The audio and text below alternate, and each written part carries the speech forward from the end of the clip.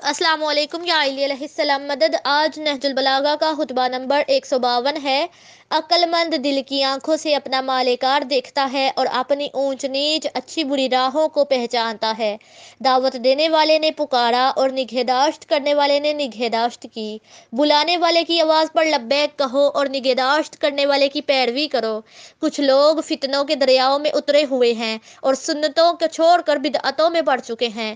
ایمان والے دبکے پڑے ہیں اور گمراہوں اور جھٹلانے والوں کی زبانیں کھلی ہوئی ہیں۔ ہم قریبی تعلق رکھنے والے اور خاص ساتھی اور خزانہ دار اور دروازے ہیں، اور گھروں میں دروازوں ہی سے آیا جاتا ہے، اور جو دروازوں کو چھوڑ کر کسی اور طرف سے آئے اس کا نام چور ہوتا ہے۔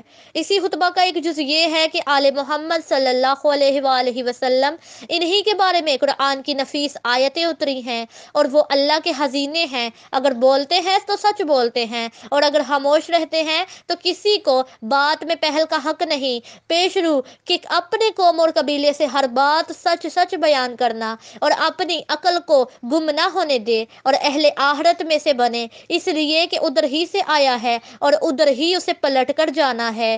دل کی آنکھوں سے دیکھنے والے اور بصیرت کے ساتھ عمل کرنے والے کی عمل میں ابتدا یوں ہوتی ہے کہ پہلے وہ جان لیتا ہے کہ یہ عمل اس کے لیے فائدہ مند ہے یا نقصان رساں ہے۔ اگر مفید ہوتا ہے تو وہ آگے بڑھتا ہے، اگر مضر ہوتا ہے تو ٹھہر جاتا ہے، اس لیے کہ بے جانے بوجھے ہوئے بڑھنے والا ایسے ہے جیسے کوئی غلط راستے پر چل نکلے، تو جتنا وہ اس راہ پر بڑھتا جائے گا اتنا ہی مقصد سے دور ہوتا جائے گا۔